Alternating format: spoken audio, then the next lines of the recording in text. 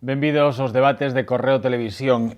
No día a día estamos ateigados de frases deste tipo. Lo único imposible es aquello que no intentas. Si puedes soñarlo, puedes hacerlo. Hoy es un buen día para sonreír. Las cosas buenas pasan a quienes las esperan, las mejores a quienes van a por ellas. Estamos ateigados a través das redes sociais, a través sobre todo das nosas nais, a través dos WhatsApps que se fixeron as grandes difusoras deste tipo de mensaxes, pero realmente esta cultura do que lle podíamos chamar cultura del buen rollismo leva a algún lado, vai cara a algún sitio no noso desenvolvemento como seres humanos. Para falar deste tema dun xeito distendido, temos con nós a Teresa Hernández, coach de Identia. Benvida, Teresa. Gracias, Carlos. Fuco Reyes, psicólogo e fotógrafo. ¿Qué tal? Quizás mucha gente se está dando cuenta que eres también psicólogo, además de fotógrafo sí, en este momento. Y Juan Pulido, que eres coach. Sí, hola, Carlos. Primero de nada, la pregunta del millón. ¿Lleva hacia algún lado esta...? No, primero, no. Partamos de... Vamos a dar la vuelta. ¿Qué opina? Bueno, acabo de aparecer el del baile del pañuelo, como se lo he hablado antes. Demos la vuelta. ¿Qué opináis de este tipo de mensajes, de mantras? Bueno, el tema de tener frases para todo es muy útil porque uno puede ir colocando en diferentes posits diferentes frases por toda la casa y según vas evolucionando desde que te levantas, pues vas aprendiendo algo, no sé, o te vas motivando para hacer algo, ¿no? Lo de poner cosas en la nevera, por ejemplo, está muy bien. Puedes tener incluso un listado para un día específico, determinadas frases. Hay todo un cúmulo de posibilidades, sin duda. Pero, o sea, detrás de esto que yo creo, y yo no soy ningún experto, que aquí tengo a tres, pero que nos hemos quedado en lo más superficial, ¿no?, de este tipo de... Detrás de esto sí que hay una serie de trucos o tareas, ¿no?, que pueden ser eficaces. Sí, vamos a ver, el problema es que cuando utilizamos las frases como muletas, como parches, ¿no?, para intentar tirar. Es decir, el hecho de leerte una frase que suena muy bien no implica absolutamente nada. Es decir, eso no supone ningún tipo de cambio. Es como si lees un libro que no tiene nada que ver con tu vida, o si lees una novela, ¿no?, que puedes aprender algo, te puede entretener, pero no tiene que significar nada para ti, ¿no? El tema del cambio de actitudes o el cambio conductual implica no solamente un cambio de pensamiento, sino un cambio emocional y luego un cambio de conducta, ¿no? Tiene que haber las tres cosas para que esto sea realmente eficaz.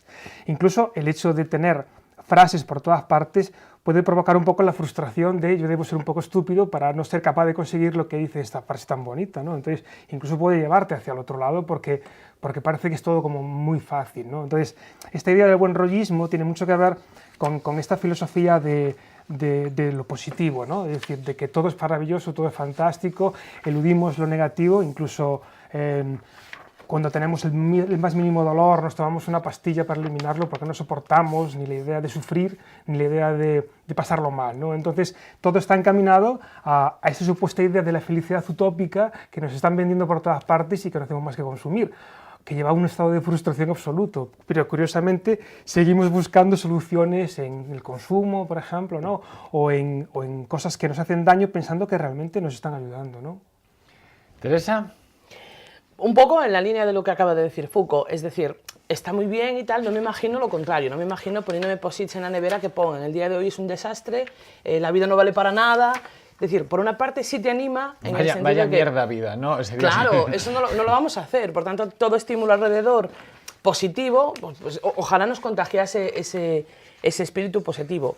El problema está, para mí, en dos puntos. Uno, cuando utilizamos eso para camuflar la realidad en la que verdaderamente estamos, y entonces no nos enfrentamos a las cosas reales que nos están pasando solo por ponerlo en papel de regalo precioso que dice eso, que todo es una maravilla y que todo es una posibilidad, sin quitar con esto que todo pueda tener un lado positivo y que efectivamente aquello que tú te planteas lo puedes conseguir. Y aquí viene el segundo elemento, que es la acción, que es una frase o una imagen, ¿no?, que me recuerde ese enfoque positivo, esa posición positiva que puedo tomar, tiene que venir acompañada después de una serie de pasos de acción, de un plan de acción que nos lleven, como decía Foucault, ¿no?, a ese cambio, a esa mejora, a esa posibilidad, a ese conseguir eso que te propones, etcétera, etcétera. Si no, pues son frases vacías, eso, papel de regalo. Pasa que no esconden este tipo de frases una frustración. Hablábamos lo tocaremos después, lo de no estar preparado para la frustración, pero como una frustración constante, ¿no? Esta búsqueda constante de un lugar mejor.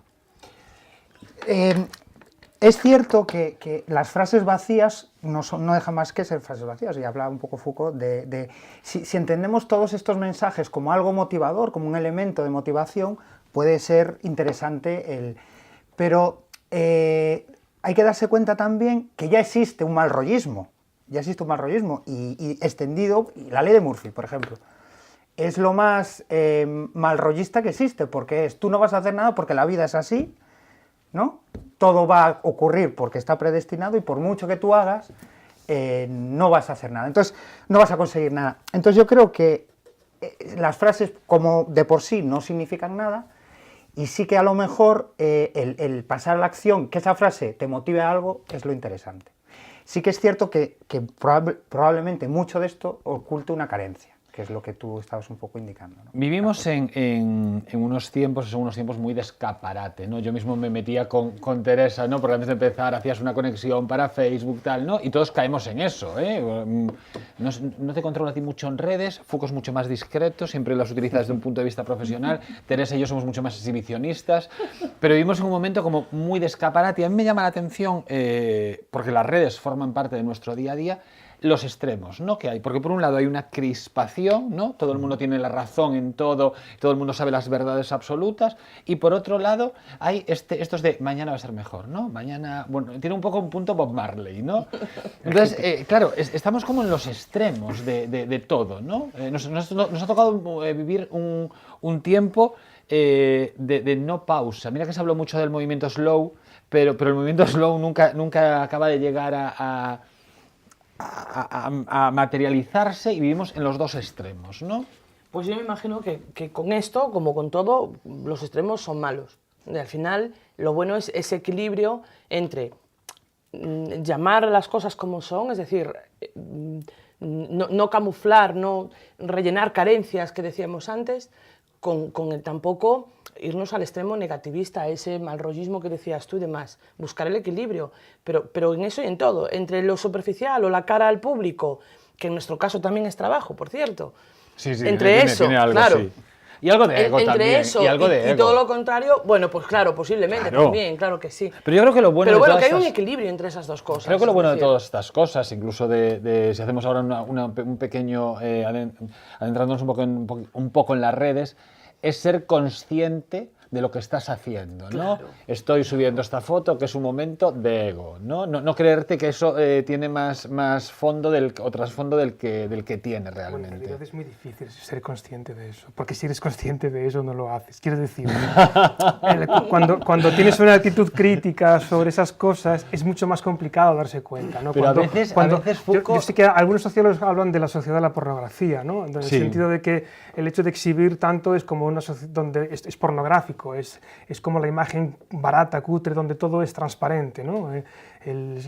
Y eso se ve totalmente, es decir, uno es capaz de exponer públicamente su vida hasta extremos indecibles, pensando que nadie o alguien está viendo eso, ¿no? Sin tener en cuenta las consecuencias que puede tener a nivel de su vida posterior o incluso de su vida en ese sus momento, hijos, ¿no? incluso. Es algo realmente asombroso. A mí me sorprende enormemente, ¿no? Entonces, la medida es muy difícil de tenerla, es decir, ¿dónde paras, no? ¿Dónde dejas de exhibir o dónde dejas de exponerte públicamente? Porque la realidad es que todo el mundo puede ver eso y en cualquier momento, o sea, no puedes borrarlo, ¿no? Porque aunque lo hagas desaparecer, ahí continúa, ¿no? Había un meme, que son estas figuras, ¿no? Que estos juegos de imágenes que circulan por la red hace poco, que era dos fotos, ¿no? Y ponía abuela de 1800 y pico, la típica señora tipo Rosalía de Castro, ¿no? Y ponía tu abuela en 2016 y era la típica niña en shorts, ¿no? Que serán las imágenes del futuro. Somos contradictorios, ¿eh? ¿Dónde está el límite? Bueno, cada uno creo que tiene los suyos. Pero fíjate que además es que cuando tú ves a alguien,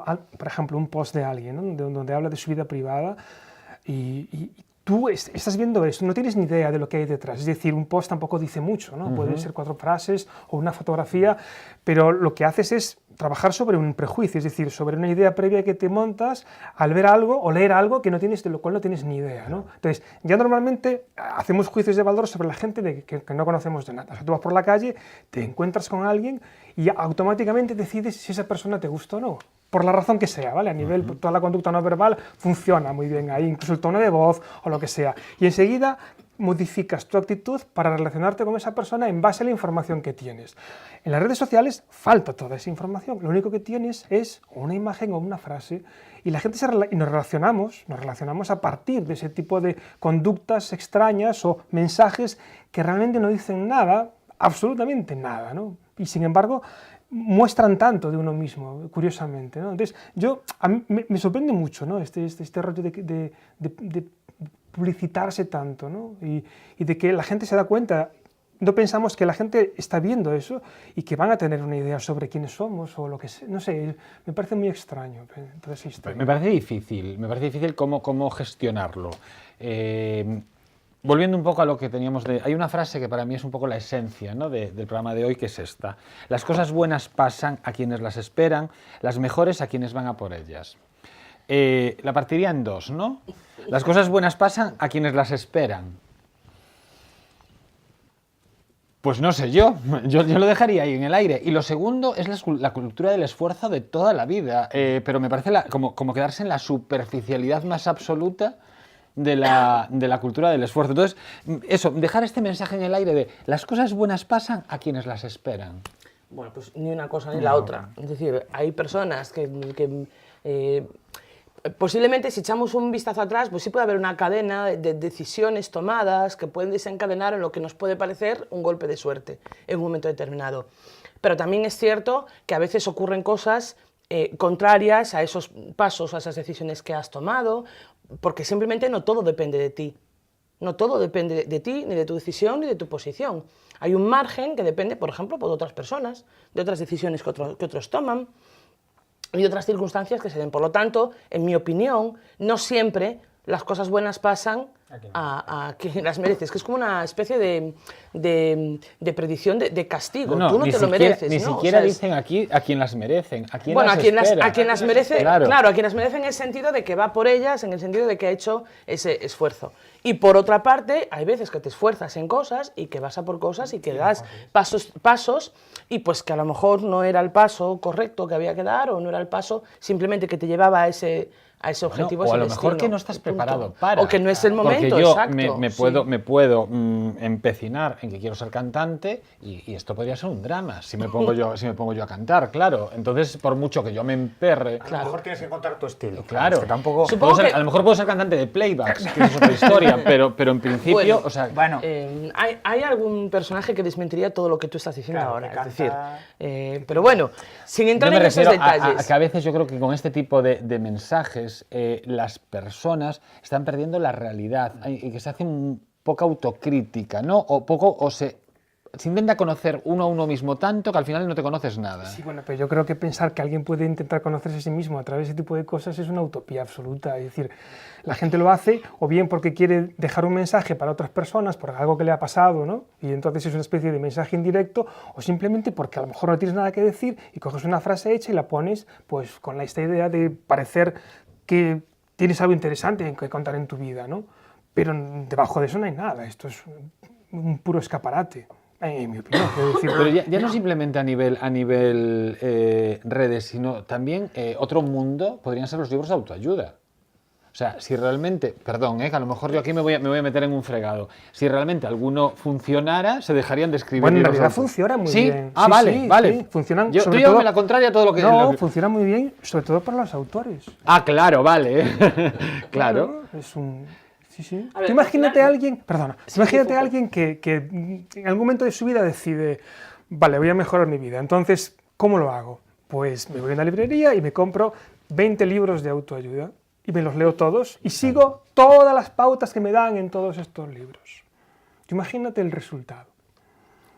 El caos absoluto. El caos porque absoluto. de un libro a otro lo que hacen, te dicen cosas totalmente diferentes. Sí. Entonces, para lo que uno es bueno, en el siguiente es terrible, es malísimo, porque no puedes hacer eso. Lo que tienes que hacer es un poco el rollo del señor que va con su hijo y la mula, ¿no? Y cada vez que se encuentra alguien diciendo, pero usted, ¿cómo que es un mal padre porque su hijo va andando? Y ese tipo de historias. Sí, sí. Entonces, cada uno te va a contar su película. A mí esto era lo que más... Yo fui lector de algún libro de autoayuda, y a mí lo que me desesperaba era el momento historia. Sobre todo cuando yo creo que se los inventaban, pacientes, en plan. Y llegó John Smith, que tenía 3 hijos y vivía triste en Filadelfia, hasta que llegó y con mi método, que era en plan, ¿pero qué me estás contando?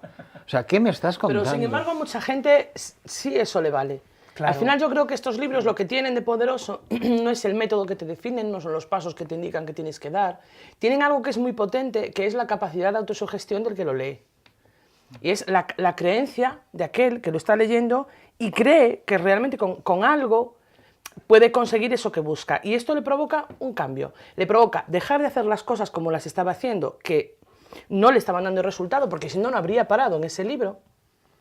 Y pones a hacerlo de cualquier otra manera. Y ese pequeño cambio, ya digo, no el método en sí a lo mejor, ¿no? Yo no he encontrado, pues eso, ningún método, aparte que, bueno, dices, depende de cada libro, yo ya digo, es que depende de cada lector. Lo que para ti puede ser una estrategia fabulosa, pues para mí, por mi forma de ser, podría no funcionar, o por mi vida. Pero sí que puede haber algo, porque sí que luego lo oyes en gente que te dice, es que yo leí este libro y me cambió no sé qué, me cambió la vida. Yo creo que lo que cambia es esa creencia interna, que a lo mejor sí puede hilarse de alguna forma con este tipo de buen rollismo, que yo ya te digo que no soy nada buen rollista, pero sí con esa creencia de, bien, así estoy haciendo las cosas hasta el día de hoy, este es el resultado que he obtenido, voy a empezar a hacer las cosas de otra manera y a ver qué resultado tengo. Juan. O sea, que estos libros, es lo que Foucault, son muy buenos, como estas frases al final son muy buenas para empresas que imprimen camisetas y tazas y bolígrafos y agendas que te cuestan una pasta y te vas con tu mensaje, ¿no? Pero sí que es cierto que si consiguen motivar a la acción, motivar a hacer algo, a cambiar algo, oye, pues algo han hecho, evidentemente. Lo que decía ¿Pero tú no Foucault. crees que debilitan más a la persona? Me refiero con debilitar a la hacen más dependiente, más insegura, porque normalmente no sé si estos lectores son lectores de un solo libro o son devoradores de una constante... Claro, hablando de los perfiles. Habrá perfiles de, pues, el que compra el libro para dejar de fumar y a la semana vuelve a fumar o deja de fumar. Porque sí que hubo un método hace unos años que era, vamos... Si pero, fumas... estos también son modas, ¿eh? Sí, y, sí, sí. Y pues ya sabes cómo es la Claro, gente el marketing. cuando dices tú, no. Es que algunos dicen que le cambió la vida. También hay gente que dice, con perdón, porque esto cada uno, y esta es mi visión, Claro. dice, es que cuando me casé fue el día más feliz de mi vida. Y yo siempre digo, pues muérete. O sea, porque espero que tengas muchos más días en tu vida. O sea, espero que tengas muchos más días felices, que sea un día muy especial, que sea un día muy bonito. Seguramente, pero el día más feliz de mi vida me parece como una generalización tan amplia. Y esto ya sabes, es que este libro me cambió la vida. Pues a mí no hay ningún libro que me haya... Y leí bastante, ¿eh? A mí que me cambiara la vida tampoco. Que pudiera tener... O que te haga hacer reflexionar de alguna claro, manera. exactamente. Y no era ninguna autoayuda, Pero ¿eh? nada más. O sea, algún libro que me hizo Exacto, reflexionar. posiblemente, Claro, eso es lo que te iba a decir. A mí probablemente me han llegado a influir más igual en mi personalidad libros de literatura que un libro de autoayuda. De hecho, yo creo que no leí nunca un libro de autoayuda. Yo nunca logré acabarlos, pero empecé varios. Desde El famoso Secreto. No sé si os acordáis del Secreto. Bueno, pues había uno hace unos años que se llamaba así, El Secreto. Que si pides al universo te Sí, justo. concederá. Y entonces lo leías y todo iba a cambiar. Pero es que había testimonios como los de Teletienda, ¿eh? De todo el mundo que lo había leído. Bueno, pues... ¿Cómo sería el Pero mundo? eso es el efecto placebo, es decir, Claro. es un poco lo que comentaba, claro. ¿no? Es decir, tú crees que tomando esta pastilla, que a lo mejor es un caramelo, no tiene nada, o sacarina, y te vas a sentir mucho mejor. Entonces este convencimiento es lo que te lleva al cambio, porque tú estás convencido, es la fe, ¿no? Es un poco esta creencia Sí. en algo que te va a funcionar. Con lo cual, si tú crees que te funciona, te va a funcionar, ¿no? Pero puede funcionar, o sea, puede utilizarse en un sentido o en el otro, ¿no? O sea, el hecho de pensar que también te va a ir fatal te puede llevar a sentirte muy mal, ¿no? O sea, puede funcionar en los dos sentidos. Pero sí, el efecto placebo está constatado como algo que funciona desde siempre, ¿no? El asunto es que tú creas que realmente te va a valer, ¿no? Y yo ahí haría un añadido. Si se produce ese efecto en una persona de creer que puede cambiar, de creer que puede mejorar, de creer y le acompaña esos pasos, esa acción que decíamos antes, es decir, si tú consigues lo que se denomina hoy en día empoderarte, y a continuación hay un objetivo al que ir y una serie de pasos que dar, ese empoderamiento, bienvenido sea, te vale para algo. Si tú crees que solo con el subidón que te da la frase de turno va a empezar algo a cambiar en tu vida, sin más, Yo creo que ese es el engaño, Pero es que y hay que gente ese que es el las, error. hay gente que las enmarca en su casa. Sí, sí, bueno, O sea, bueno, que- doy fe. Claro, que hay Lo he decoraciones visto. hechas con este tipo de Sí, sí, frases, Se claro. decía de los pósitos. Muchas partes. Claro. Efectivamente. Pero bueno, también es una moda que así como viene, vendrá. A mí esto me recuerda mucho a una madre que vino no hace mucho tiempo a buscar ayuda por el tema, bueno, por un tema con su hijo que era muy sensible y tal. Y entonces me decía ella, me explicaba que ella, en su intento de ayudar a su hijo, había leído pues no sé cuántos libros de autoayuda, me contó allí y tal. Y que entonces que lo que ponían, que ella ya lo que decían en esos libros ya se lo decía al niño. Piensa en positivo, sé fuerte, tú puedes, bueno, todas las que tienes aquí, todas estas tal. Y yo, claro, yo la miraba así y le decía, pero vamos a ver. Yo creo que si alguien alguna mañana de mi vida me dice, piensa en positivo, tú puedes, el león de la metro rugiría Ruge menos ya de directamente. lo que rugiría yo. Claro, pero luego está la cuestión de la practicidad. Y yo le decía, ¿a ti esas frases te valen para algo? No.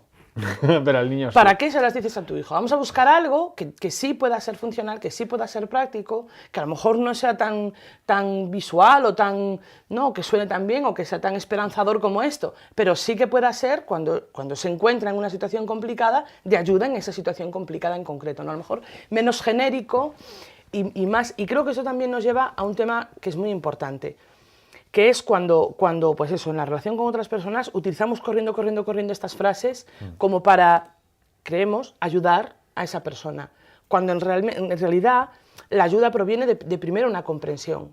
Y entonces yo el otro día también le decía a no sé quién, ay, es que tal cosa, pues estoy un poco así.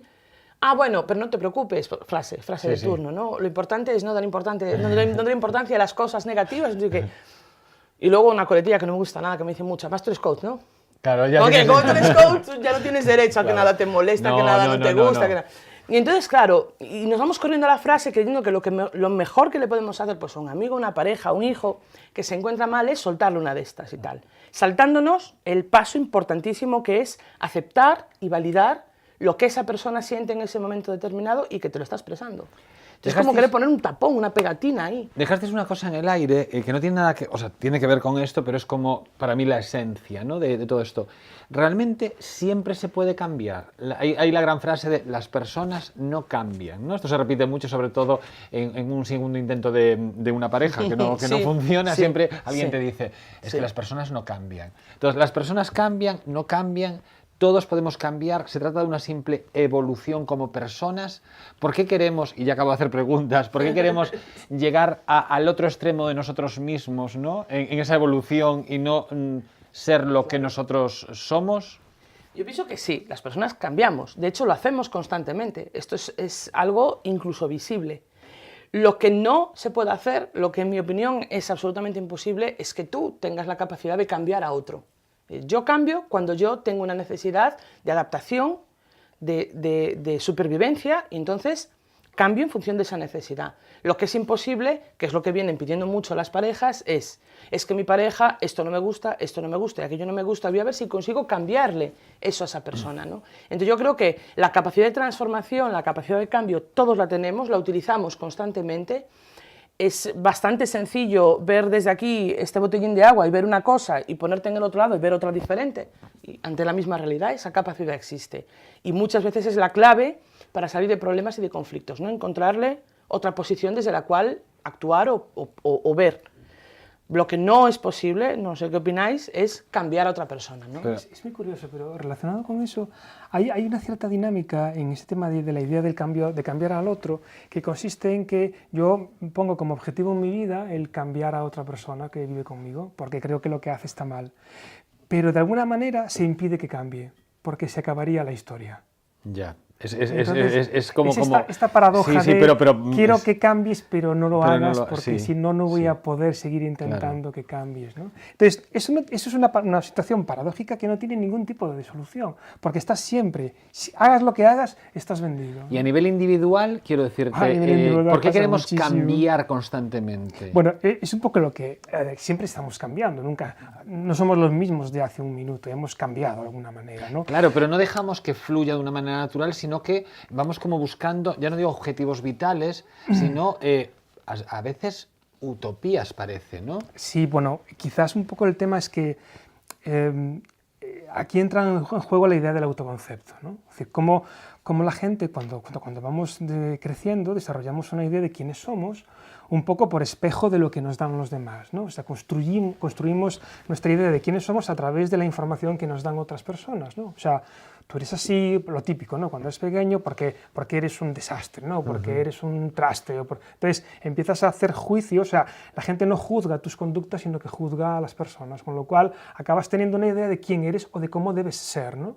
Con lo cual, lo que haces luego es simplemente confirmar esa suposición que alguien ha hecho sobre ti con todo lo que haces a tu alrededor. Y entonces todo lo que haces confirma que efectivamente eres un desastre, no vales para nada, y toda tu idea de autoconcepto es esa, pensando que no va a cambiar, que siempre vas a ser la misma persona, ¿vale? En el momento en el que empiezas a dudar de tu autoconcepto y empiezas a poner en duda cuál es la idea que tienes de ti mismo como algo estático, eso cambia. O sea, eso es inevitable, se reduce porque te das cuenta de que las opciones son mucho más.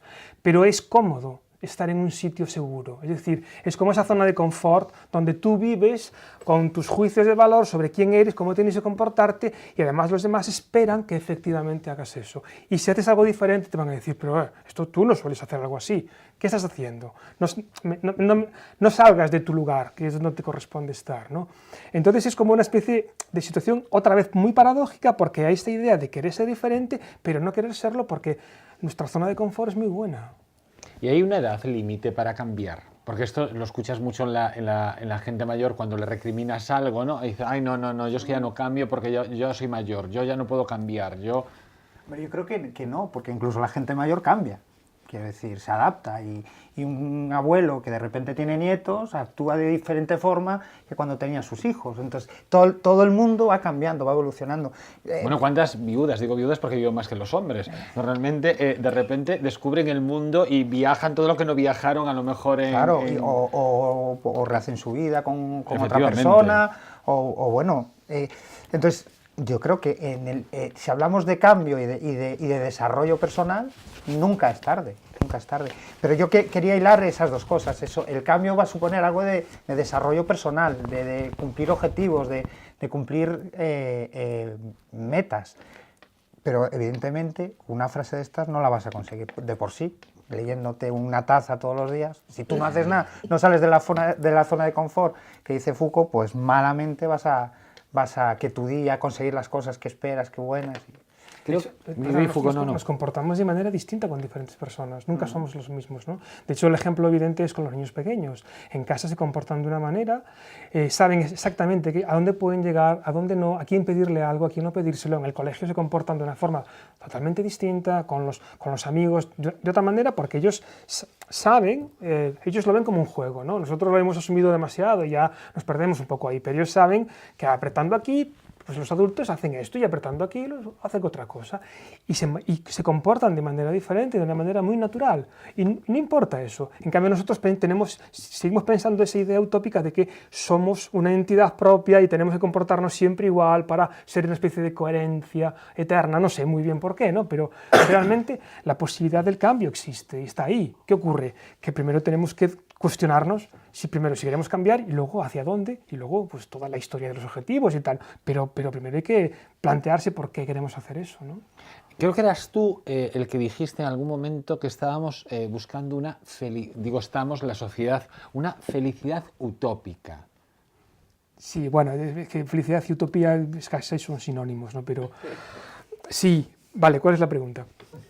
Si es real que buscamos una felicidad utópica. Yo creo que vivimos un poco en esta sociedad, ¿no? En la que tenemos que ser felices a narices, ¿no? Esta idea del realizarse como ser humano, ¿no? Ese tipo de historia, donde uno tiene que sentirse bien siempre y la felicidad incluye hacer determinadas cosas y seguimos pensando que las relaciones tienen que ser románticas y que el otro tiene que satisfacer siempre nuestras necesidades. Toda esta idea de ideas utópicas que tenemos sobre cómo tienen que ser las cosas. Lo curioso es que nunca funcionan, pero seguimos emperrados. Es que con esto que decías tú hay otra frase que tienen que seguir siendo así, ¿no? Con esto que decías tú hay otra frase. Si no tardas mucho, te espero toda la vida. Sí, es que sí.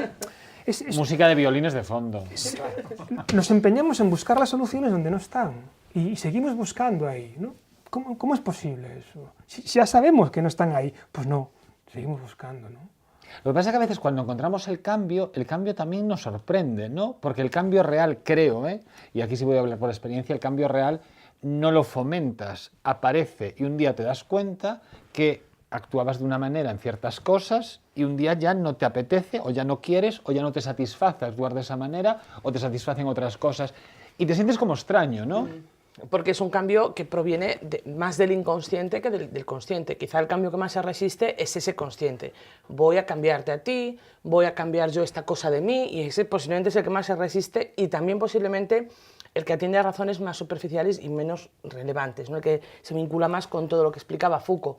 Muy posiblemente el otro cambio, el que surge pues eso, de forma natural, pues es como eso, como que va apareciendo y te vas adaptando. Yo es que pienso que en general el cambio es una de esas cosas que no entiendo muy bien por qué está mal vista, está devaluada, siempre se entiende como algo negativo, como algo vinculado claro, que es salirse de la zona de confort, por eso esa percepción negativa, ¿no? De qué va a pasar, no tengo el control, no sé qué va a venir y por tanto esto bueno no puede ser cuando se avecina un cambio. Leía en un artículo sobre la filosofía del cambio una frase que me resulta bastante graciosa y también para reflexionar, que dice: buscarse a sí mismo es quizás de las actividades autoeróticas que más nos excitan. Sobre todo si te encuentras. Claro, ¿no? Y que más daño hacen a veces. Porque vas a descubrir cosas a lo mejor que no... O sacar cosas de dentro, de todo ese proceso que no te va a gustar y que te va a hacer daño y por eso, por toda esta filosofía de huir del dolor, de la frustración, de huir de querer tener las vidas maravillosas de Instagram, de yo estoy haciendo surf en Maui y me hago una foto y tomando mis caipiriñas, que en la mitad de los perfiles, bueno, la mitad no, pero muchísimos perfiles fomenta esa idea de la felicidad es esto. Entonces, pues claro, le quitas todo ese componente de trabajo interior, y de que vas a descubrir cosas que no te van a gustar y que vas a tener que salir sí o sí, si quieres ser todo ese cambio de esa zona. Si no eres feliz, es que eres un fracasado. Claro. Bueno, claro, es que y no siempre somos felices, ¿no? Evidentemente, imagínate lo cansado que sería eso. Y sobre todo porque sabemos que somos felices porque a veces no lo somos. Claro. Si no, no lo sabríamos, ¿no? Es decir, nosotros sabemos las cosas por comparación, ¿no? Estamos tristes, estamos contentos, podemos diferenciar los estados de ánimo por eso, ¿no? Y además que el dolor es positivo. Quiero decir, ahí está un poco lo que comentabas tú, ¿no? Esta idea de que el dolor o el sufrimiento es algo malo, ¿no? Porque, o el tema... Voy a entrar en palabras mayores, el tema de la muerte, ¿no? Sí. O sea, el tema de la muerte es algo realmente asombroso porque hay una realidad que nadie puede eludir y es la muerte, ¿sí? Pero evitamos hablar del asunto por todas partes. Lo gestionamos lo muy mal, ocultamos sí. por todas partes. O sea, no decimos a alguien, siento mucho que tu padre haya muerto, decimos, siento tu pérdida, ¿no? Esta especie de eufemismo fantástico de que parece que ha perdido algo, ¿sí? Entonces, ese evitar el sufrimiento pensamos que es positivo, es decir, que evitando el sufrimiento vamos a conseguir ser felices. Y evitar la infelicidad no nos lleva a ser felices, porque a veces es necesario pasar por el dolor, es necesario sufrir. El duelo es un proceso fundamental para rehacer tu vida, es necesario pasar por una fase en la que necesitas recogerte. Entonces, todo lo que tiene que ver con la tristeza, con el estado de ánimo decaído, sirve para rehacer ese estado interior. Otro problema es cuando se convierte en algo patológico, ¿vale? Pero sí que son estados necesarios, necesitamos estar tristes para sentirnos bien, ¿no? Con lo cual, la tristeza y la frustración es fundamental, ¿no? Entonces tenemos que aprender a vivir con ello, ¿no? Y ahí también salen y surgen mucho, no tan en este estilo, pero también muchas frases de buen rollismo. Yo recuerdo cuando mi padre estaba tremendo, terminal, y me parecía un horror la gente que con toda su buena intención, cuidado, esto vaya por delante, Sí. pero gente que decía, mañana es otro día y saldrá el sol, se pondrá bien, se recuperará, que no, que se muere. Bueno, mujer, no seas negativa. Claro, Que no, que se muere, que es que no hay posibilidad de que viva. Quiero decir, Y es evitarlo, es simplemente eludir las cosas, ¿no? Y eso Sí, lo único que te lleva es sentirte todavía peor, porque es imposible, porque eso siempre está de trasfondo, ¿no? Ese run, siempre, esa intranquilidad siempre está ahí. Y hasta que no estemos capaces de asumir que eso pasa, nunca podremos sentirnos bien, es imposible. Tapamos la muerte, que en Galicia teníamos una relación Claro. bastante cordial con ella, la acabamos tapando, pero ya no nos conformamos con eso y tapamos la frustración también. Lo dijisteis en varias ocasiones. No podemos frustrarlos. Los niños no se pueden frustrar. Repito la frase, las cosas buenas pasan a quienes las esperan. O sea, a lo mejor esperas algo y no sucede y no puedes frustrarte, no tienes derecho. Es más, las mejores a quienes van a por ellas. Es que a lo mejor no tenías ni la fuerza, ni el momento, ni tenías las herramientas para ella, pero tú no puedes frustrarte. Sí, la tolerancia y la frustración es un rasgo importantísimo. O sea, ser capaz de tolerar que algo no sale como tú quieres es fundamental, porque además ha pasado mucho con los críos, ¿no? Siempre se le ha dado todo lo que los adultos no tenían, con lo cual, en el momento en el que les fallaba algo, no tenían algo, se les daba otra cosa, ¿no? Algo se rompía, ya enseguida le daban algo. Algo no les gusta, entonces hacemos otra comida. No somos capaces de asumir que es bueno que se frustren para que aprendan que no pueden tenerlo todo y que la realidad es otra. ¿Por qué? Porque en el momento en el que sean un poco más adultos y no tengan lo que quieren, ahí va, la bomba explota y puede romper por cualquier lado. Bueno, esto es lo mismo de que los niños no pueden aburrirse, ¿no? Que hace poco leía diferentes artículos que decían que no pasa nada porque los niños se aburran. Bueno, es que el síntoma es ese, que un niño se aburra es un síntoma grave de algo. Grave entre comillas, Sí, ¿sabes? te entiendo, sí. Quiero decir, es que tú te aburrías cuando eras niño. No. No, pero a lo mejor un- estaba tirado en el suelo con un cómic de Mortadelo y Filemón Claro, y era fantástico, pasaba hojas. ya. No, o no era fantástico, era Bueno, algo ni lo parecido a contrario. aburrirse, pero tampoco tenía ese concepto de es algo malo estar aquí Exacto, matando, ahí matando vamos, el tiempo. a eso o sea, vamos. Es decir, claro. que no había esa preocupación, no había ese foco de atención sobre cómo de ocupado está un niño o con qué concretamente lo está rellenando de tal forma que le culturice al mismo tiempo que le aporte algo físico, al mismo tiempo, es decir, ese enriquecimiento que se está buscando con cosas muy concretas cuando el niño ya se va a enriquecer de la experiencia cotidiana de muchísimas cosas. Entonces, los niños, por naturaleza, no se aburren, entre comillas, en ese sentido, ¿no? En que enseguida saben qué hacer o saben cómo experimentar con algo o saben de dónde sacar una experiencia. El problema está cuando bloqueamos ese proceso, sobresaturándolos con actividades, sobresaturándolos, que llega un momento que cuando el niño no tiene una agenda repletísima, no sabe qué hacer. Ese es el concepto de aburrimiento realmente en un niño. Si no tengo un iPad, no sé qué hacer. Si no tengo una tele, no sé qué hacer. Si no estoy en inglés y después en karate y después... Es que no sé qué hacer y ahí se pierde el niño. Eso es Yo creo preocupante que el que niño al eso final pase. acaba ¿cómo se dice esto? Reflotándose, ¿no? Y acaba haciendo la anuncia que le de un palo. ¿Sabes? Claro, O sea, acaba sí, cogiendo, claro. o sea, el niño acaba teniendo muchas más herramientas y mucha más imaginación. Por eso digo que el mecanismo natural de un niño es ese. El problema es cuando hay un adulto alrededor que no permite eso, que le parece que eso es síntoma negativo de algo, ¿no? Que lo bueno como padre es ofrecerle una alternativa al palo más Y además construida. los padres tendemos mucho a esta idea de que si a nuestros hijos no están bien es culpa nuestra. Quiero decir, que hay como esta idea de los padres del libro, ¿no? O de internet, que de todo nos documentamos y todo buscamos y entonces ante cualquier cosa que vemos como un síntoma nos informamos para ver qué puede estar sucediendo para poder actuar, ¿no? Entonces, este sobreexceso de información que nos lleva a hacer las cosas mejor, sino todo lo contrario. O sea, no es un problema de que no tengamos información, sino de que tenemos demasiada. Entonces, el problema es filtrar lo que es correcto y lo que es útil, ¿no? Porque tú empiezas a leer o cuando... Ponte en el caso de una persona que sea un poco aprensiva con las enfermedades, ¿no? Entonces, de repente nota un síntoma que no sabe lo que significa y entonces lo busca en internet y claro, ahí la fastidiamos, aquí ¿no? vamos a hablar en primera persona.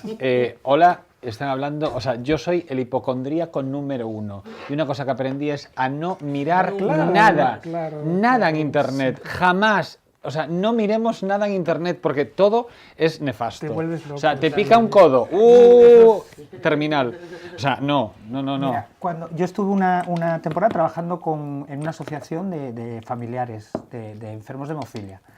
Y a los padres que les diagnosticaban a los niños hemofilia, les decíamos, lo único que no tenéis que hacer es mirar nada en internet. Efectivamente. Nada, cero. Olvidaros de internet para mirar cosas de hemofilia.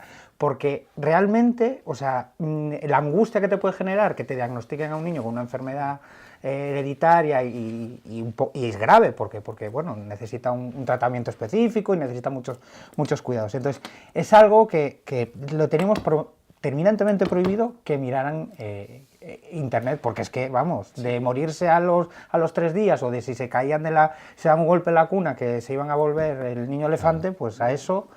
Entonces, todo esto también yo creo que es que le estamos restando a los niños la capacidad de resiliencia, que ahora se está intentando, se vuelve otra vez, que es la capacidad de sobreponerse a todos estos condicionantes negativos o a estas pérdidas que tenemos todos los humanos, que hay humanos que los tienen más desarrollados y si no, tú lo puedes desarrollar. Entonces, toda esta hiperprotección y este documentarse en todo y es que el niño tose, pues le voy a hacer...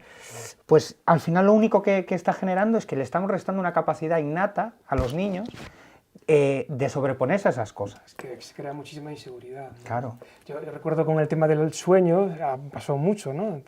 Lo típico que los críos no duermen, entonces buscas en internet, claro, buscas un método, entonces lo aplicas y no funciona. Y entonces sigues buscando y buscas otro que no tiene nada que ver con el anterior y es todo lo contrario. Con lo cual aplicas otra cosa completamente diferente y cada día es como una cosa distinta. Entonces, claro, los críos no saben muy bien a qué atenerse, ni qué está sucediendo, ni qué demonios está pasando, ¿no? Y siguen sin dormir. Con esta búsqueda de la perfección también se dicen frases como intentamos definir algo de nosotros mismos y en la curva siguiente chocamos con nuestras contradicciones y dudas, que siempre están ahí y tampoco somos conscientes de que existen. Intentamos, o sea, yo creo que buscamos una perfección que sería la ausencia de contradicciones y dudas, ¿no? Y siempre somos seres que vamos a ser contradictorios. La coherencia que hablaba antes Foucault, ¿no? Sí. Tenemos que ser coherentes en todo lo que hacemos, en todo lo que decimos, en todo lo que expresamos, y a veces la incoherencia forma parte de nosotros. Pues a veces dirás una cosa, otras veces dirás otra, unas veces te encuentras de una manera, y también es yo creo que va mucho en el sentido de cómo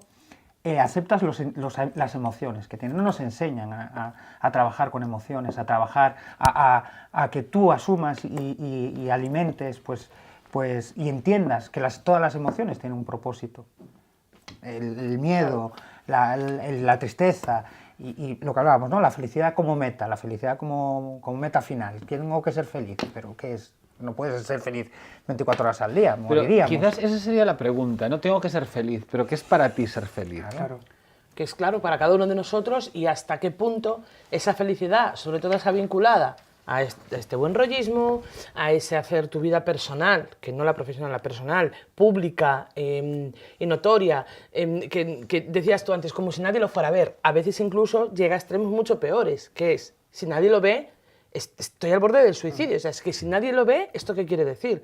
Y unas interpretaciones de eso terroríficas. Y al final, mucha de esa idealización de la felicidad, qué casualidad, tiene unos tintes comerciales, que es una cosa, pasa por caja, ¿sabes cómo te digo? Entonces, al final, ¿cuánta de esa felicidad es realmente una necesidad? Tiene que ver con tus para qués y con tus motivaciones, y cuánto es ese peliculón que se monta el mundo del marketing, claro. Es un momento creado por los años que nos tocan vivir, y con eso me refiero al momento histórico en sí, o sea, año 2016, o tiene mucho que ver la falta de, ¿no? La falta, todo lo que nos faltó con la crisis creó este tipo de movimiento un poco bucólico, ¿no? De lo que no puedes tener material, por lo menos lo vas a tener de lo intangible, que es la felicidad. Pero Sí, se ha pero convertido, claro, en una mercancía. Sí, también. al final sí. Claro, es que lo intangible también se vende. Y vaya, sí se vende. Y nosotros también nos hemos convertido en una mercancía, curiosamente, ¿no? Y las relaciones humanas. O sea, el tema de que tus relaciones sociales se basen en la cantidad de me gustas que tienes en una red social, es muy triste decirlo, pero es que es así, ¿no? Totalmente. Y un poco lo que comentaba, es decir, te puedes frustrar porque nadie ponga me gusta a algo que has puesto, ¿no? Eso es terrible. O sea, es terrible darte cuenta de que estás basando tu propia autoestima en algo que pone a la gente que ni siquiera conoces absolutamente. Eso quiero decir, a veces desconocidos. Muchas veces. Es terrorífico. A mí me pone los pelos como escarpias, te lo puedo jurar. Y aquí quiero hacer también un matiz que creo que es muy importante, que es hacer un especial hincapié en, por favor, las fotos de menores, que no es ninguna broma, que no sabemos quién está al otro lado, que no sabemos con qué intención puede hacer uso de esas imágenes. Bueno, mucho no sé cuidado con eso. No sé si lo conté aquí, no sé si lo conté aquí, o yo creo que lo conté, pero en petit comité con amigos. Hay un documental buenísimo que se llama una verdad, no es una verdad incómoda, que era bueno, a ver, el documental de lo que hablaba era cómo los managers de menores en Hollywood tenían un subnegocio que era vender fotos de esos niños para pederastas, que no eran fotos, no pensemos que eran fotos pornográficas, o sea, fotos que a lo mejor a cualquiera de nosotros nos parecerían inocentes, pero bueno, que se ve que tenían un trasfondo. Entonces, claro, el tema de menores en Facebook, pero bueno, delicado. eso también como cada uno gestiona y también cómo tiene las seguridades y demás en ese tipo Pero no olvidemos que esa imagen se utiliza desde el punto de vista de una exposición de tu vida personal, se utiliza para todos estos objetivos que estamos comentando, para conseguir me gustas, para tener una recepción social, para tener ese abrazo social a través de una red. Y no hay que irse a pederastas, es la intimidad de un niño expuesta. Tomamos como defecto de la personalidad el hecho de no tener una identidad estable y libre de contradicciones. O sea, no somos estables. No. Claro. Si no seríamos robots, ¿no? O si no, nuestro electrocardiograma sería pi. Claro, y somos contradictorios, volvemos a lo mismo. Y además encima nos hace sentir mal darnos cuenta de que no somos lo que creemos ser, con lo cual realmente sería mucho más fácil Yo creo que pensar esa es una esto clave, un cambio, ¿no? esa es una gran clave. No somos lo que creemos ser. ¿Sí? ¿Y cómo nos vemos? Porque no aceptamos que podemos ser diferentes Vale, cosas. como estamos en la recta final, ahora sí que voy a usar un poco de vuestra profesionalidad, ¿no? Venga, vamos allá. ¿Cómo nos vemos? ¿Qué herramientas podemos tener? Y no quiero pecar de gurú de la felicidad en este momento del programa, pero ¿qué herramientas podemos tener cada uno de nosotros para vernos, para ponernos delante de un espejo virtual y decir, vale, somos así? Hombre, yo creo que la herramienta principal, y que además todas la traemos de serie, es la toma de conciencia. Es decir, el tomar conciencia, cuando en nuestro caso, por ejemplo, que trabajamos con el coaching, cuando una persona llega, el primer trabajo que tenemos que hacer es el buscar situaciones concretas y específicas de su vida que apunten a más de una posibilidad en esa forma de ser o a más de una posibilidad en eso que esa persona cree que soy. Entonces, pues llega una persona que es, yo qué sé, imagínate, pues que te dice que es tremendamente infeliz porque no es capaz de relacionarse socialmente, y el primer trabajo es, primero, concretar todo eso que te está diciendo, palabra casi por palabra. ¿A qué te refieres con ser infeliz? ¿Qué te refieres exactamente tú en tu vida con no ser capaz de relacionarte? ¿En qué ocasiones no te has podido relacionar? Y luego todo lo contrario. Ahora cuéntame una situación, que a lo mejor esa persona... busca una situación en la que sí te has relacionado, no conozco ninguna. Seguimos buscando, imagínatela. Es decir, hay herramientas para hacer que la persona al final recupere, pesque dentro de su conciencia o su inconsciencia algún elemento que demuestre que sí tiene esa otra capacidad. Claro, pero a lo mejor esa persona lo que nunca va a llegar a ser o lo que no sería natural es que esa persona fuese, bueno, un ejemplo como tú, como yo, que podemos llegar a un sitio y hablar hasta con los floreros, ¿no? Claro. Pero a lo mejor esa persona no es tan sociable y no necesita, pero hay una presión social de que le exige... Pues esa es la segunda herramienta, trabajar con para qué es. ¿Hay alguna herramienta? ¿Para qué? Para conocerse, ¿para qué? Para conocerse realmente. Yo creo que sobre todo el romper con el autoconcepto, o sea, con la idea que tenemos de nosotros mismos y plantearnos que podemos hacer otra cosa, ¿no? O sea, que no estamos atados a responder siempre de la misma manera, que cuando un día nos ponen un trozo de queso no tenemos por qué ir a comerlo, sino que podemos dejarlo estar, ¿no? No necesitamos hacer eso. De alguna manera, el hecho de ir siempre por las mismas soluciones aunque no funcionen, nos aporta una seguridad, porque sabemos que algo debe de funcionar en algún momento. Es como sentir la seguridad de, aunque sabes que al final no funciona, de que haciendo algo, bueno, pues por lo menos estás haciendo algo para conseguirlo, aunque no termine de funcionar, ¿vale? Una de las herramientas que yo tengo utilizado muchas veces y que tiene que ver mucho con la fotografía y con el cine, es esta idea de que uno, por ejemplo, cuando está en el cine y estás viendo una película y estás viendo al protagonista que se mete en una habitación a oscuras y hay un asesino suelto y tú estás pensando, a ver, no te metas ahí, ¿vale? Porque sabes que es muy probable que acabe la cosa mal, ¿no? Sí. Entonces, ¿qué pasaría si nosotros pudiéramos vernos desde la patio de butacas haciendo determinadas cosas? De repente nos diríamos, no te metas ahí, No te metas ahí, que porque esto va va a a salir acabar mal. la cosa muy mal, ¿no? Claro. Entonces, esa posibilidad de ver la voz en off Sí. y de escucharte y tal, esta idea de salir de este punto de vista y ponerte en otro lado, ¿no? Sí que da muchas herramientas para modificar las cosas, porque es cuando lo ves desde fuera. Entonces, Entonces, cuando estás en otro sitio, de repente dices, ah, vale, ya lo entiendo. Pero cuando estamos aquí dentro es muy complicado, porque además nos ponemos las orejas así, nos ponemos así lo que ponen a los animales para ver solamente en esta dirección y no vemos más, esta visión de túnel que nos lleva a todas partes, ¿no? Y es más, sabemos que no funciona, que es lo que tenía que decir antes, pero lo seguimos haciendo, ¿eh? Seguimos ahí empecinados, es como, hay un chiste muy, muy malo, yo soy fatal contando chistes, ¿no? Pero, bueno, en resumidas cuentas es la historia de un hombre que está bajo una farola de noche y está buscando algo y el hombre está borracho, ¿no? Lo de borracho es una anécdota, pero podría no estarlo, ¿vale? Entonces llega otro tipo y le dice, perdone, ¿qué le pasa? Dice, estoy buscando la llave de mi casa. Entonces el otro hombre dice, vale, pues no te preocupes, que yo te he ido a buscarla. Se ponen a buscar allí debajo de la farola y entonces llega un momento en que le dice el hombre, ¿usted está seguro de que ha perdido aquí la llave? Y dice, no, la perdí allí atrás, pero aquí hay luz. Vale, Entonces es esta idea de buscar soluciones donde no hay, ¿no? Donde no hay, pero de alguna manera sabemos que así podemos seguir buscando eternamente. Yo creo que parte de primero aceptarse a sí mismo, aceptar que no somos perfectos, ni seremos nunca perfectos probablemente, y de que somos producto de muchas cosas, no somos producto de un trabajo interno, sino somos producto de un entorno.